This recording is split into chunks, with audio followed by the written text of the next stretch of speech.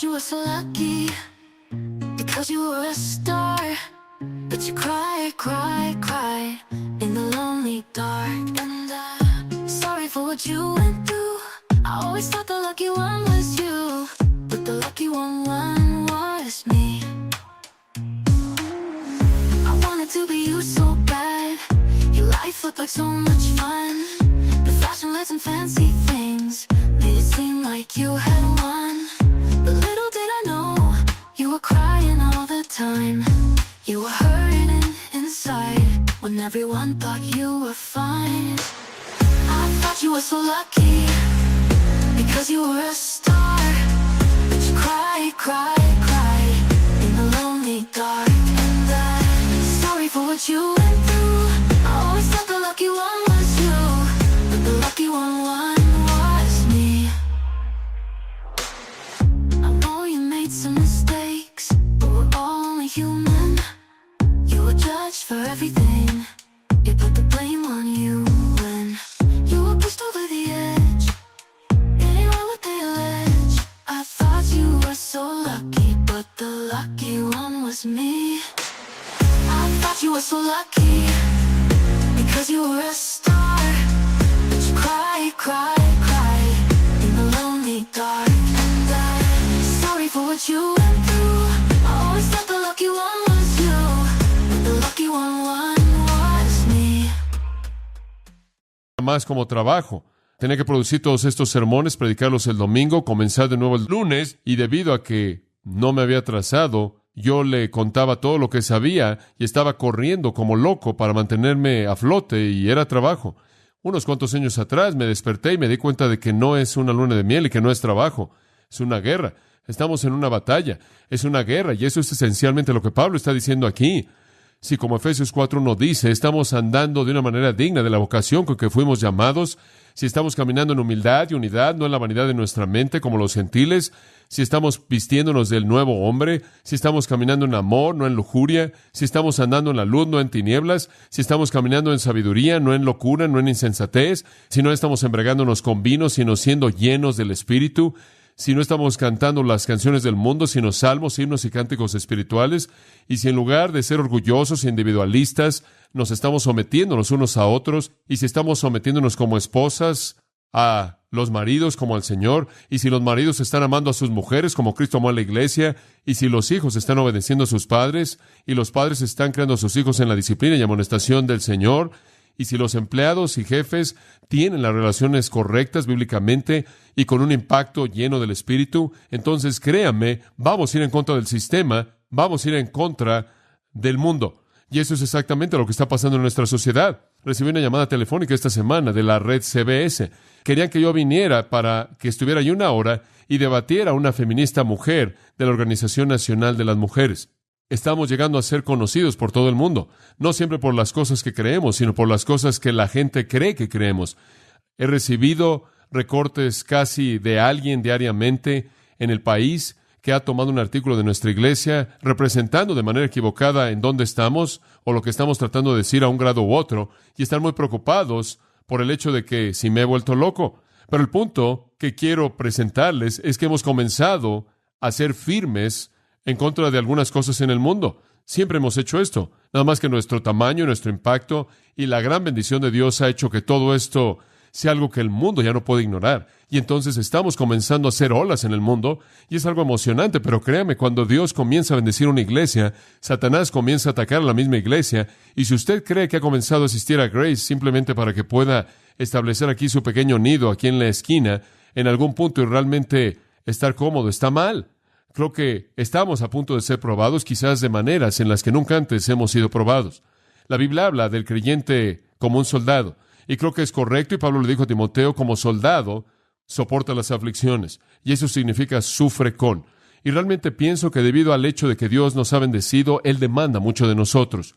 Usted sabe que el mundo ve esta iglesia, me sorprende. Recibo cartas diariamente de países de todos lados del mundo, de pastores de todo país que usted puede imaginar en el globo terráqueo. Recibo regularmente cartas de pastores en lugares oscuros como India, en otros lugares del Oriente, en Europa y Sudamérica y Sudáfrica, la parte primordial de África, Nueva Zelanda, Australia. Y sigue así, diciéndonos, díganos lo que está haciendo en su iglesia, cómo es que Dios lo está bendiciendo, por qué. Y después no solo veo los ojos de los pastores y las iglesias en el mundo, sino también los ojos de los medios masivos de comunicación. La gente nos está viendo. El mundo no regenerado viéndonos, y Dios está haciendo maravilloso, y confío y oro porque sea para su gloria. Pero cada vez que eso comienza a suceder, necesitamos ser advertidos. Pienso en el apóstol Pablo, la misma ciudad de Éfeso. Él llegó a Éfeso y cosas increíbles sucedieron. Él entró a esa ciudad y comenzó a predicar la palabra de Dios en la sinagoga, y algunos endurecieron sus corazones, dice en Hechos 19. Pero algunos creyeron, y los que creyeron le escucharon. Y él enseñó, pero finalmente los otros que eran tan antagonistas lo expulsaron de la sinagoga y se fue a la escuela de Tirano. Y durante 2 años él enseñó diariamente, probablemente de la 1 de la tarde a las 5 de la tarde, durante 2 años sólidos.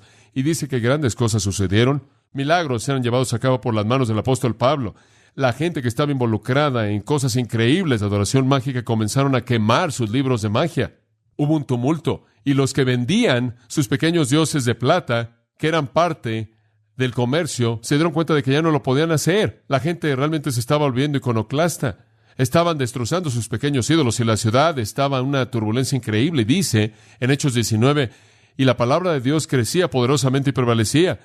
Y esa gran iglesia Efesia, fundada por Pablo, más adelante recibió dirección por parte de Aquila y Priscila y finalmente por parte de Timoteo y Apolo. Conocía a los mejores de los hombres y los mejores de las circunstancias y lo mejor de la historia. Y sin embargo, cuando comenzaron realmente a moverse, Satanás comenzó a atacar, y realmente comenzó a atacar de maneras muy sutiles, porque siempre es así su plan.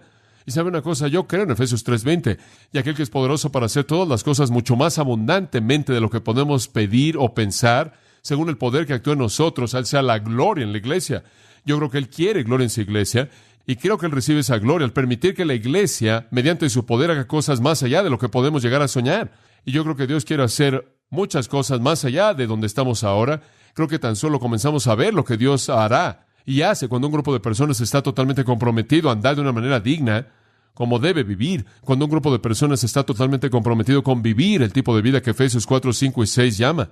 Pero tan pronto como eso comienza, Satanás se va a poner. Lo vemos a nuestro alrededor. Usted regresa al Antiguo Testamento, por ejemplo, y usted ve a Dios enviando un ángel en Daniel capítulo 10, y un demonio detiene a ese ángel para que el ángel no pueda hacer lo que Dios quiere que haga, y Dios tiene que despachar a un ángel mayor, un ángel más fuerte, para quitar ese demonio, y envía a un ángel en esa dirección. Usted encuentra a Judas 9 a Miguel, el arcángel, teniendo una batalla con Satanás, una lucha con Satanás por el cuerpo de Moisés. Satanás tratando de restringir a Miguel, de reclamar el cuerpo de Moisés para Dios. Entonces hay un alto nivel de lucha espiritual, e inclusive estamos involucrados.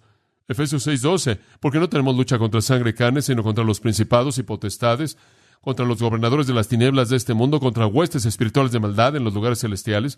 Entonces estamos involucrados en este tremendo conflicto, y esa es la razón por la que digo que es una guerra. Creo que el cristianismo norteamericano se ha vuelto muy complaciente y casi subcultural. En lugar de confrontar, simplemente estamos bailando un vals junto con el sistema, tratando de acomodarnos a él. Creemos que podemos ganarlos mediante volvernos lo que son ellos, pero lo opuesto es el caso. Tenemos que contraatacar, tenemos que ir en contra del sistema. Bueno, necesitamos estar conscientes del hecho de que Satanás va a atacar. Usted sabe, en Santiago, capítulo 4, dice, resistid al diablo y huirá de vosotros. 1 Pedro, capítulo 5, versículos 8 y 9, Pedro dice, sed sobrios y velad. ¿Por qué? Porque vuestro adversario, el diablo, como león rugiente, anda alrededor buscando a quien devorar, a quien resistid firmes en la fe, sabiendo que las mismas aflicciones son llevadas a cabo en vuestros hermanos que están en el mundo. En otras palabras, Satanás va a estar ahí. Resístanlo, sean sobrios, sean vigilantes, estén alertas, estén conscientes, estén alertas y sepan lo que él está haciendo. 2 Corintios 2:11 dice que no debemos ignorar sus estratagemas, no sea que él adquiera una ventaja sobre nosotros. En Hechos capítulo 20, Pablo estaba hablándole a esos mismos líderes en la iglesia efesia y les dijo esto. Él dijo, porque yo sé que después de mi partida lobos rapaces entrarán en medio de vosotros y no perdonarán al rebaño, y de vosotros mismos se levantarán hombres que enseñarán cosas perversas. Él dice, lo sé tan bien como conozco mi nombre. Yo lo sé tan bien como sé que el sol sale mañana. Ustedes lo van a recibir tan pronto como yo me vaya, desde afuera y desde adentro, lobos desde afuera, falsos maestros desde adentro. Por tanto, versículo 31 de Hechos 20, no he dejado de amonestaros día y noche durante 3 años con lágrimas, dice él. Parte del ministerio es un ministerio de advertencia. Cuando Dios nos ha bendecido como lo ha hecho, cuando Dios ha multiplicado su audiencia como Él lo ha hecho, y Dios nos está usando para abrir una brecha en medio de este mundo malo, entonces, créame, Satanás va a venir detrás de nosotros. Y tenemos que estar listos. Y tenemos que ponernos la armadura. Pero en primer lugar, tenemos que entender su ataque. Tenemos que entender su estrategia. No queremos ser ignorantes de sus estrategias. ¿Cómo es que Satanás nos ataca? Bueno, para la respuesta a eso, quiero que pase Apocalipsis capítulo 1. ¿Sabe una cosa? Me pasó algo interesante una vez. Entré a un cuarto, una oficina. Me llamaron en donde estaba una niña llena de demonios, y los demonios tenían todo tipo de voces. Usaban su boca y demás para hablar, pero las voces no eran la de ella. Y era algo sorprendente porque algo terrible estaba pasando en esta oficina. Esta niña había volteado un escritorio y estaba destrozando cosas.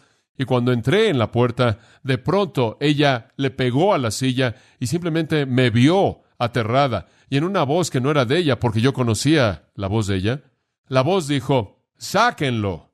Él no, sáquenlo. Y mi reacción a eso es que me emocionó. Porque a mí me dio gusto que esos demonios sabían de qué lado estaba yo. Ellos saben, créame, me conocen a mí y conocen esta iglesia y saben lo que Dios está haciendo aquí. Y van a intentar detenerlo. Y la manera en la que lo van a detener o van a tratar de detenerlo es a través de ustedes. Porque una iglesia es únicamente un grupo de eslabones como en una cadena y solo es tan fuerte como su eslabón más débil. Satanás va a atacar. ¿Cómo es que él ataca? Yo creo que el Señor nos muestra en las cartas de Apocalipsis 2 y 3. Yo creo que en las cartas a las iglesias, las 7 iglesias de Asia Menor, la primera de la cual es Éfeso, y después las otras que literalmente nacieron de la iglesia Efesia, las otras 6 también estaban en Asia Menor. Yo creo que el Señor nos ayuda a entender cómo es que Satanás ataca a la iglesia, y por lo menos una vez al año me veo motivado a advertir a nuestra iglesia en esta área. Ahora establezcamos el contexto al ver Apocalipsis capítulo 1, versículo 9. Juan, el amado apóstol, está en la isla de Patmos. Él está exiliado por su fe. Y aquí es en donde Dios le da visiones maravillosas. Y en estas visiones es que él ve lo que Dios quiere revelar acerca de la iglesia. Ahora notarán en el versículo 10 que Juan dice, estaba en el Espíritu. Y con ello, creo que él quiere decir que él está en una posición de recibir revelación del Espíritu en el día del Señor. Esto sería en un domingo. Que oí detrás de mí una gran voz como de trompeta diciendo, yo soy el Alfa y el Omega, el primero y el postrero. Escribe lo que ves en un libro y envíalo a las 7 iglesias que están en Asia Menor, a Éfeso, a Esmirna, a Pérgamo, a Teatira, a Sardis, a Filadelfia y a Laodicea. Ahora el Señor tiene una palabra para estas 7 iglesias. Lo más interesante es que estas son iglesias reales históricas, pero también son prototipos de iglesias que existen en todo periodo de la historia de la iglesia, porque cada una tiene una característica excepcional, distintiva, a la cual el Señor habla. Y hay iglesias en toda época, incluyendo la actualidad, que podrían ser clasificadas como iglesias efesias, o iglesias de Esmirna, o iglesias de Pérgamo, o Teatiro, Sardis, o Filadelfia, o iglesias de la Odisea. Y entonces no solo son iglesias históricas, aunque lo son, sino que nos presentan un prototipo para otros periodos de la historia. Ahora observen la escena en el versículo 12. Me volví para ver la voz que me hablaba, y habiéndome vuelto vi 7 candeleros de oro. ¿Cuáles son los 7 candeleros de oro? Versículo 20 le dice al final que los 7 candeleros son las 7 iglesias. Entonces aquí está la visión de Juan. Él ve un candelero de oro, el cual es simbólico de cada una de las iglesias, y la luz está ardiendo, ¿no es cierto? Está encendida. Y la iglesia debe ser una luz en el mundo, ¿verdad? Debe ser un lugar que alumbra la oscuridad, y entonces ahí están las 7 iglesias de Asia Menor, cada una representada por un candelero. Y en medio de los 7 candeleros, uno como el Hijo del Hombre, este es Jesucristo, y Él se está moviendo en su iglesia. Él se está moviendo en medio de la iglesia, y Él está vestido de un atuendo que le llega a los pies. Por cierto, atuendos así eran usados por sacerdotes, profetas y reyes. Y entonces la consumación de todos esos elementos están en Cristo.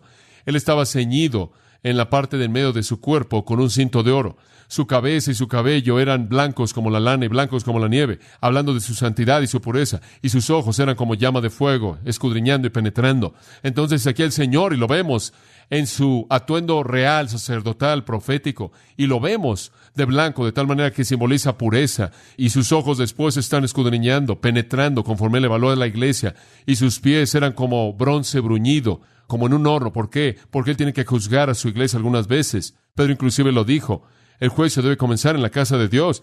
Y también vemos que su voz Era como el sonido de muchas aguas, una gran voz de mandato, de autoridad. Él tenía en su mano derecha 7 estrellas. ¿Qué son? El versículo 20 le dice, las 7 estrellas en medio de la voz son los ángeles o los ministros de las 7 iglesias. Y entonces en su mano están los ministros. Y él se mueve entre las iglesias, evaluando, escudriñando, penetrando, examinando las iglesias, preparándose para escribir las 7 cartas. Su evaluación está en el capítulo 1. El resultado está en el capítulo 2 y 3. Y entonces él comienza, Juan, con las cartas en el capítulo 2.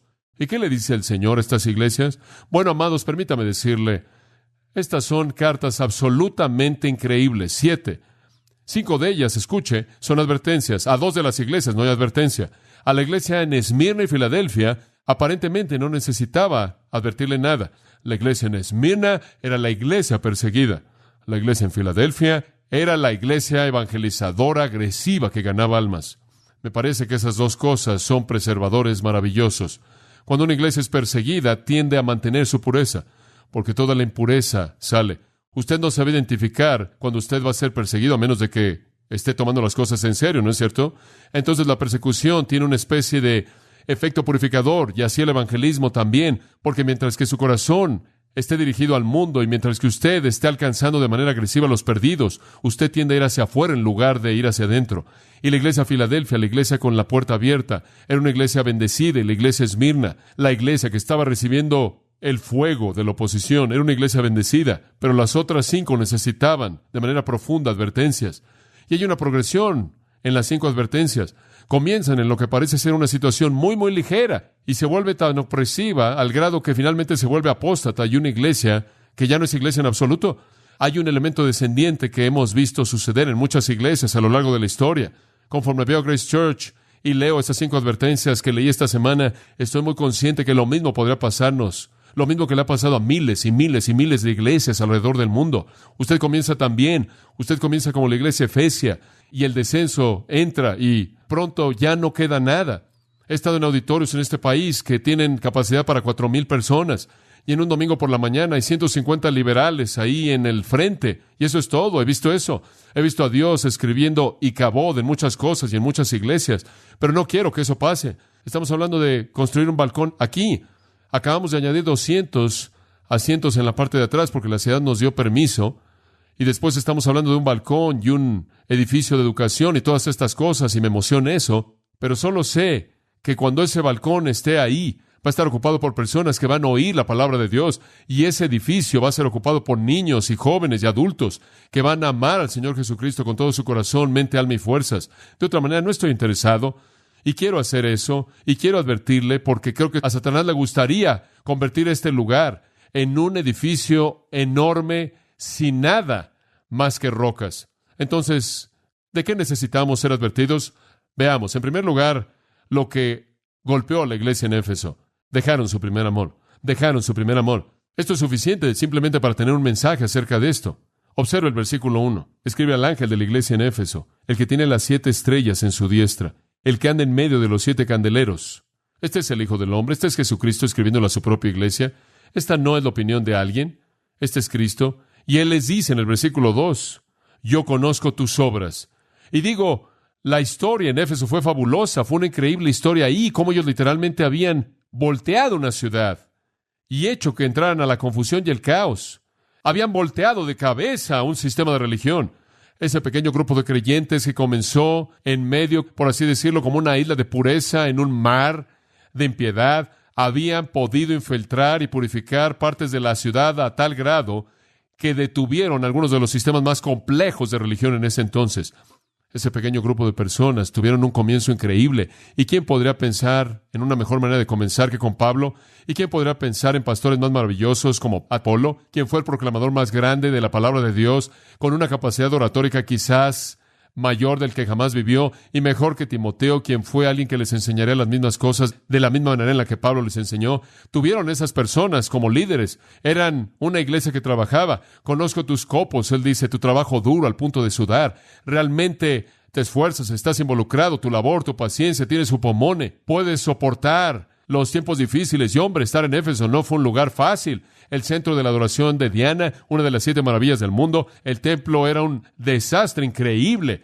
Habían multitudes de eunucos, miles de prostitutas, sacerdotisas, cantantes, flautistas, y seguían, simplemente creando una histeria de música y orgía y embriaguez y mutilación sexual y disipación, de tal manera que Heráclito dijo que la moralidad del pueblo de ese templo era menor que la de los animales.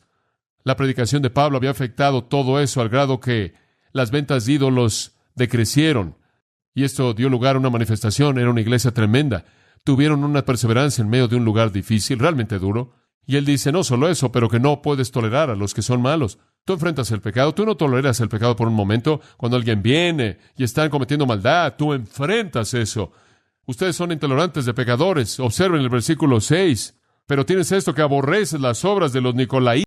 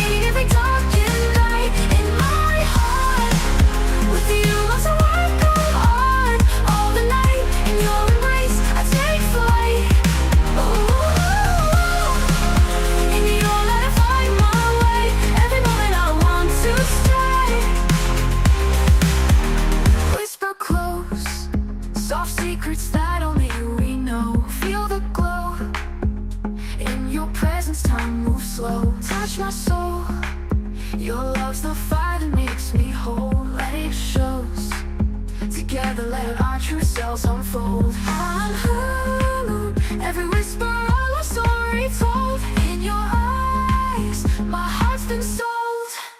You are a star in the world, you're the brightest part, shining bright, illuminating every darkened night. In my heart, with you lost a work of art. All the night, in your embrace, I take flight. Oh baby, with you every day feels right. In your love I find my light. Stay with me, let's dance under the moonlit sea. Just be free. In your arms I find my plea. In your light I find strength, I find my might. I believe in this love we're meant to be. Las cuales yo también aborrezco. Y los nicolaitas aparentemente resultaron a partir de un individuo llamado Nicolás, quien era un hombre que promovía la inmoralidad sexual. Alguien dijo de Nicolás, él se entregó a sí mismo al placer como una cabra.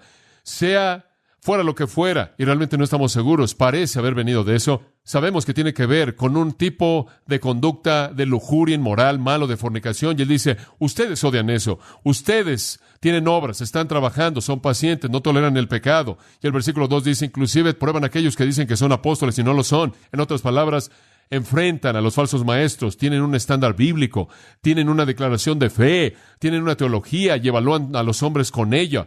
Son sólidos doctrinalmente, están enfrentando el pecado, están trabajando duro. Hombre, se oye como una gran iglesia, dice en el versículo 3, repitiendo, han soportado cosas en el pasado y han salido bien, y tienen paciencia, y han perseverado por causa de mi nombre, y han trabajado. Escuche, ese es el mayor motivo por lo que cualquier cristiano hace.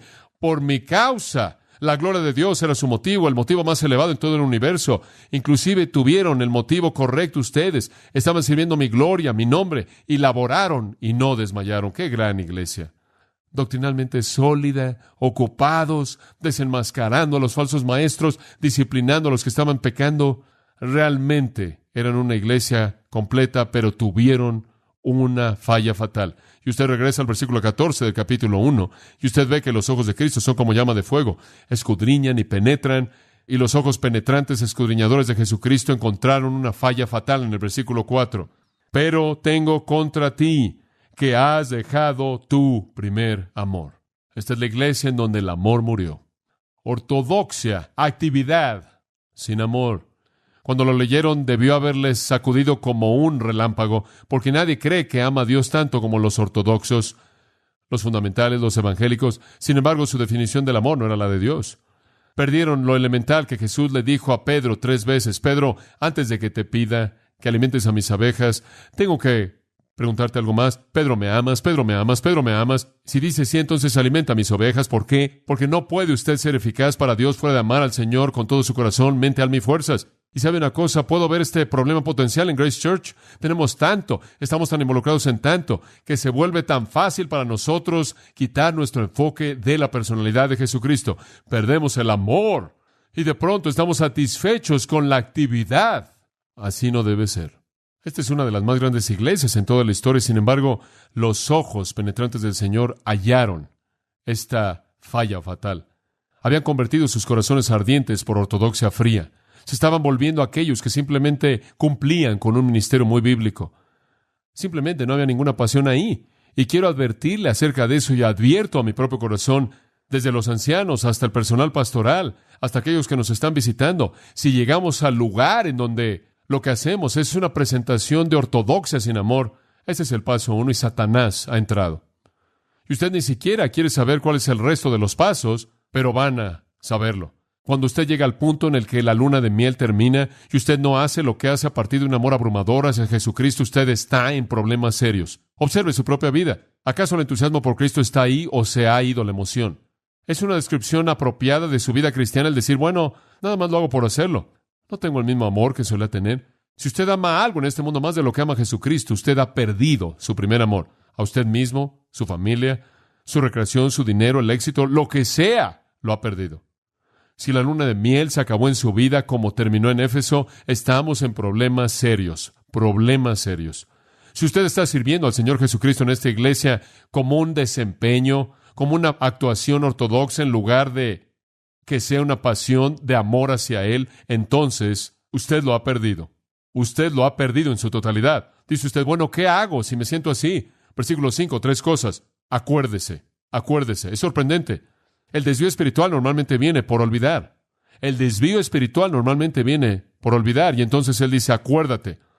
¿Te olvidaste cómo solía ser? Acuérdate cómo era antes de que tu amor se enfriara. Acuérdate de esa calidez y el fuego y el gozo y esa emoción. Acuérdate. En segundo lugar, arrepiéntete. Acuérdate, por tanto, de dónde has caído y arrepiéntete. Es una caída, usted sabe. No amar al Señor su Dios con todo su corazón, alma, mente y fuerzas, y a su prójimo como a sí mismo. No tener ese primer amor hacia Él y hacia otros. No tener ese primer amor es una caída de la cual usted debe arrepentirse. Escuche, si la primera reacción que usted tiene hacia un creyente es cualquier cosa que no sea amor, usted ha perdido su primer amor. Si la primera reacción que usted tiene hacia Jesucristo es algo menos que amor total, usted ha perdido su primer amor y necesita arrepentirse. Y después él dice una tercera cosa. Acuérdate, arrepiéntete y repite. Y haz las primeras obras. Regresa como solía ser. Si es un servicio frío, mecánico en ortodoxia, regresa a donde todo comenzó. Regresa a tu rodilla, regresa al libro, regresa a testificar, regresa a la comunión, regresa a la oración, regresa a compartir y alabar al Señor. Mantente cerca del fuego. Eso es lo que él está diciendo. ¿Sabe lo que pasó en Éfeso? No lo hicieron. No recordaron y no se arrepintieron y no repitieron. Y entonces lo que dice en el versículo 5 sucedió. Pues si no, vendré pronto y quitaré tu candelero de su lugar, a menos de que te arrepientas. La iglesia en Éfeso murió, dejó de existir. Gran iglesia evangélica, ortodoxa, histórica, monumental, dejó de existir porque perdió su primer amor. Hay un segundo elemento del que tenemos que estar conscientes. Versículo 12 del capítulo 2. Nos saltamos a la iglesia en Esmirna porque esa fue la iglesia perseguida y no es advertida. Y escribe al ángel de la iglesia en Pérgamo, el que tiene la espada aguda de 2 filos, dice esto. Ese es el Señor. Y la espada es una espada de juicio que está saliendo de su boca, como en Apocalipsis 19, Hebreos capítulo 4. Y dice, yo conozco tus obras. Versículo 13. ¿Y dónde moras? ¿Dónde está el trono de Satanás? Pero retienes mi nombre y no has negado mi fe. Ni aun en los días en que Antipas, mi testigo fiel, fue muerto entre vosotros, donde mora Satanás. Deténgase ahí. Él dice, Pérgamo, yo conozco todo acerca de ustedes.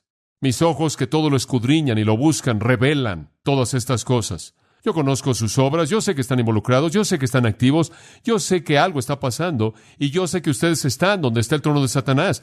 Ustedes están en un lugar difícil, y hombre, Pérgamo era una ciudad difícil. ¿Sabe usted que Pérgamo era el centro de la adoración al emperador, el centro de la adoración del César? ¿Sabe usted que era el centro de la adoración de Zeus, el gran dios? Algunos dicen el dios más grande de todo ese sistema de deidades, y que en la ciudad de Pérgamo habían construido un altar enorme a Zeus en forma de un trono, y entonces algunos creen que el trono de Satanás, como se menciona en el versículo 13, es una referencia al altar de Zeus, el altar más grande, más famoso en el mundo. Por otro lado, Pérgamo tenía su propio dios llamado Asclepio. Era el dios de Pérgamo quien estaba asociado con la curación, el dios de la curación. Siempre se ha asociado con las serpientes, y en Pérgamo tenían un templo y una escuela de medicina. Todavía usted ve una serpiente en el símbolo de un médico, y eso realmente viene de la mitología griega, de este Asclepio, el dios de la curación. Y en el templo tenían serpientes no venenosas en todo el suelo, y la gente ahí, que estaba enferma, venía y se acostaba ahí para que todas esas serpientes se deslizaran por encima de ellos, y en todo lado del cuerpo donde los tocaban, se curaban. Escuche, era difícil estar en Pérgamo.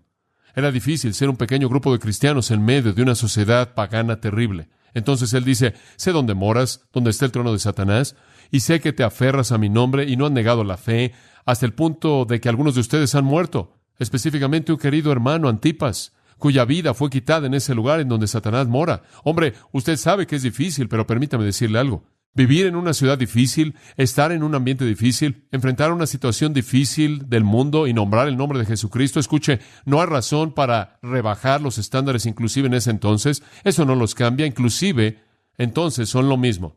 Dios dice, yo sé que es difícil ahí. Eso no cambia los estándares, sé que es difícil. Eso no cambia nada. Aunque has soportado y aunque has sido martirizado y aunque has trabajado para el Señor y aunque tú has sostenido en alto su nombre, versículo 14, tengo unas pocas cosas contra ti. ¿Y qué es? Porque tienes ahí a los que tienen la doctrina de Balaam, que enseñó a Balac a poner piedra de tropiezo entre los hijos de Israel, a comer cosas sacrificadas a los ídolos y a cometer fornicación. Permítame decirle lo que es. Balaam hizo que los hijos de Israel se casaran con los paganos y se metieran en su idolatría. Y entonces lo que él está diciendo aquí es esto. Hicieron concesiones con sistemas paganos. Y el problema en la iglesia de Pérgamo era que estaban haciendo concesiones con el mundo. Se estaban casando con el mundo. No sé si de hecho se estaban casando, si de hecho había cristianos casándose con no cristianos. Es muy probable que eso estaba pasando. Pero la iglesia en Pérgamo comenzó a cortejar al mundo. Comenzaron a buscar satisfacción en cosas mundanas. Estaban violando, 2 Corintios 6. ¿Qué comunión tiene la luz con las tinieblas? ¿Y qué concordia tiene Cristo con Belial? Ellos debían salir de entre ellos y separarse y no tocar lo inmundo.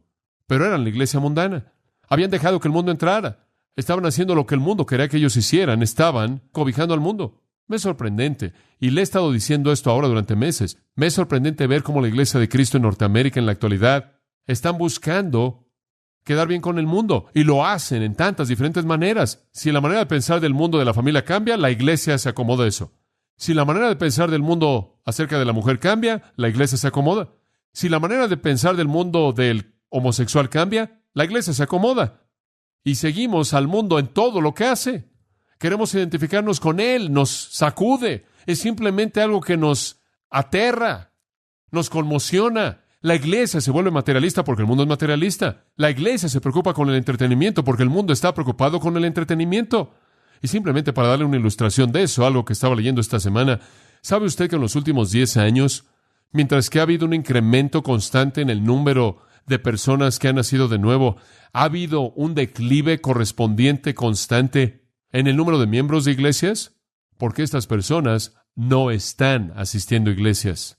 Y en este artículo que leí esta semana pasada, un artículo muy interesante y útil, decía que el incremento de lo que se conoce como la iglesia electrónica, hay muchas personas que creen que es la razón número uno por la que la gente no se identifica con una iglesia local. Se sientan en casa, ahí detrás de su pequeña televisión, y la iglesia viene a ellos. No tienen que vestirse, no tienen que dejar la casa, todo es perfecto. Es otra parte, escuche esto, de la fantasía. ¿Sabe una cosa? La televisión es una fantasía, y nuestro mundo quiere vivir en esa fantasía. Y usted va a casa y se sienta ahí, y esa iglesia es una iglesia perfecta. Digo, la música es increíble, es increíble. Orquestas y personas con túnicas que vuelan por todos lados y grandes cantantes, y el desfile sigue, y las luces y los ángulos de la cámara y todo esto, y el predicador está perfectamente en orden, y él da su mensaje, y ahí está la iglesia de fantasía, y usted nunca se sienta al lado de alguien que no le cae bien, y nunca nadie le habla para molestarlo, y usted no tiene que encontrar un lugar donde estacionarse. Es glorioso.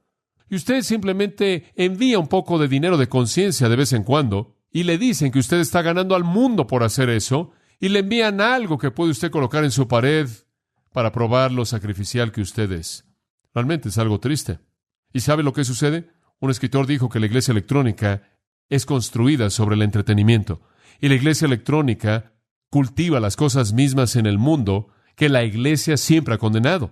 La iglesia electrónica inevitablemente viene como una mera expresión de religión cultural, promoviendo los valores del glamour y los valores mismos y el tipo de éxito que profesamos como cristianos que debemos rechazar. La gente no quiere asistir, y las únicas iglesias que pueden competir con esas son las grandes como la nuestra. La iglesia pequeña realmente no puede. Martin Marty, quien tiene una manera única de expresarse, créame, describe este fenómeno de la iglesia electrónica de esta manera. Y cito: ya es tarde el sábado por la noche, y el señor y la señora religión invisible reciben su gusto del hombre en el smoking rosa, con celebridades de mujeres con vestidos escotados que hablan acerca de sí mismos bajo el disfraz de tener autobiografías nacidas de nuevo. Es domingo por la mañana, y los que están observando reciben su emoción, su felicidad, conforme los entretenedores del Espíritu Santo acarician los micrófonos entre las fuentes, conforme un líder carismático profesional los entretiene. Van a apagarle esa pantalla misma y después van a caminar a una cuadra de distancia a una congregación de creyentes verdaderos, pecadores, con coros que no cantan bien, con personas sudadas, que huelen mal, personas que no les caen bien, pero que supuestamente deben amarlos, con pastores ordinarios que predican gracia junto con llamados al discipulado, con ruegos a la administración, a la mayordomía, que no están bien aceitadas. Nunca, bueno, difícilmente nunca, debido a que la iglesia electrónica, usted me recuerda, por lo menos predica a Cristo, y de esta manera puede hacer algún bien, que así sea, que sus miembros paguen por ella, pero que la iglesia se ponga al día con lo que está pasando y siga su camino sin distracción por las ofertas de gracia barata y el lenguaje de la cruz, sin el llevar la cruz. Fin de la cita. Son cosas bastante directas. Vivamos en el mundo real, por favor. Este es el mundo real, en una iglesia real. La iglesia es tan autocomplaciente y está tan cómoda en sus concesiones con el mundo que cae presa de la fantasía, y después en el versículo 15 dice: y tienes ahí a los que tienen la doctrina de los nicolaitas. ¿Qué pasó en Pérgamo? Pérgamo decidió que podía bailar un vals con el mundo. Pérgamo decidió que podía cortejar al mundo. Podían atraer al mundo un poco y hacer un poco de lo del mundo, a la manera del mundo, y permitir que algo de inmoralidad en el versículo 15 entrara, y estarían bien. Un anciano me dijo que 2 ancianos y sus esposas intercambiaron esposas en la iglesia, y que eso estaba en el pasado. Pensaron que no debían hacer nada por eso. Podría molestar a la congregación. La iglesia tolera el pecado y en cierta manera hace concesiones un poco. El mensaje es todavía el mismo y predicamos a Cristo. Sin embargo, las concesiones comienzan a comerse a la iglesia como termitas en el cimiento. Y entonces él dice en el versículo 16, arrepiéntete, no sea que yo venga a ti rápidamente y pelee contra ellos con la espada de mi boca. Escuche, ¿sabe cómo es que Satanás ataca una iglesia? En primer lugar, es muy sutil. Perdemos nuestro primer amor y después de pronto comenzamos a hacer concesiones con el mundo, porque lo más fácil que lo va a llevar usted a las concesiones es una falta de amor hacia Dios. Si usted realmente ama a Dios y usted ama al Señor Jesucristo con todo su corazón, mente, alma y fuerzas, usted va a desear sobre cualquier otra cosa mantener su honra absoluta, ¿verdad? Y para hacer eso usted no puede hacer concesiones con el sistema, pero tan pronto como usted comienza a enfriar su amor, entonces se vuelve más fácil caer en la trampa del sistema. Por cierto, si usted va a amar algo, y si no es Dios, va a terminar amando lo que está a su alrededor. Hay una tercera iglesia que quiero mencionarle, la iglesia en Teatira, versículo 18. Escribe al ángel de la iglesia en Teatira, y al ángel de la iglesia en Teatira escribe, estas cosas dice el Hijo de Dios, el que tiene los ojos como llama de fuego, y sus pies son como bronce bruñido. Él está escudriñando, penetrando y llegando en juicio, y esto se oye también. Yo conozco tus obras y tu amor y servicio y fe y tu paciencia y tus obras, y que los postreros son más que los primeros. Estás inclusive volviéndote mejor en esto. Ahora, aquí hay una iglesia que realmente está trabajando. Hombres están activos y realmente están esforzándose. Si la iglesia en Pérgamo se casó con el mundo, la iglesia en Teatira está celebrando sus aniversarios. Esta es la iglesia que tolera el pecado. Éfeso perdió su primer amor. Pérgamo hizo concesiones con el mundo. Teatira toleró el pecado. La puerta se abrió y el pecado está ahí. Versículo 20. A pesar de todas tus obras, todo tu amor y todo tu servicio, toda tu fe y paciencia y todo esto, a pesar de que todo inclusive esté incrementándose, tengo unas cosas. Por cierto, eso no está en los manuscritos griegos. Esto tengo contra ti, porque tú permites que la mujer Jezabel, que se llama a sí misma profetisa, enseña y seduzca a mis siervos a cometer fornicación y a comer cosas sacrificadas a los ídolos. ¿Sabe lo que hizo esa iglesia? Tenían todas esas cosas buenas, amor y servicio y fe, pero dejaron que la iglesia se volviera una víctima de un falso maestro. Simplemente permitieron que el pecado entrara e hiciera lo que quisiera. Habían personas cometiendo fornicación. Sí, como la iglesia corintia, ¿no es cierto? Y por cierto, también dejaron de existir. Pero aquí llegó esta mujer y ella estaba seduciendo, involucrándolos en la adoración de ídolos del día. Y le he dicho esto antes, pero la idolatría de esas épocas de la historia involucraba actividad sexual. Y entonces estaban estas personas simplemente disfrutando, involucrándose en la inmundicia y la suciedad del mundo. ¿Y sabe una cosa? Hay más de eso que sucede en Grace Church de lo que jamás ha pasado en el pasado. Pero no vamos a tolerarlo más de lo que lo toleramos en el pasado. Es un día raro cuando usted tiene una pareja que viene a pedir consejería prematrimonial y usted les pregunta, ¿se han acostado? Y ellos dicen no. Y se está volviendo algo raro. ¿Es esto algo que les sorprende? Se está volviendo algo raro. Es un mundo muy vil y malo en el que vivimos y la gente es atraída al pecado y no están conscientes de lo que está pasando y no levantan sus defensas y andan en el espíritu. Pero le voy a decir una cosa, no vamos a tolerarlo de una manera diferente de lo que jamás lo hemos tolerado. Tenemos mucha más maldad a nuestro alrededor debido a la cantidad de gente, pero nuestra tolerancia para esto no es más existente de lo que jamás ha sido. Pero esta iglesia comenzó a permitirlo. Y Dios inclusive fue paciente, versículo 21, y le he dado tiempo para que se arrepienta. Dios inclusive dio un poco de tiempo para el arrepentimiento. Ella no se ha arrepentido. Y después él dice, he aquí, la he hecho en una cama. A ella le gustan tanto las camas que la voy a colocar en una. Ella quiere cometer fornicación, la voy a colocar en una situación de fornicación. Y el versículo 23 dice que será una cama de muerte. Voy a matar a sus hijos con muerte. Eso es lo que voy a hacer.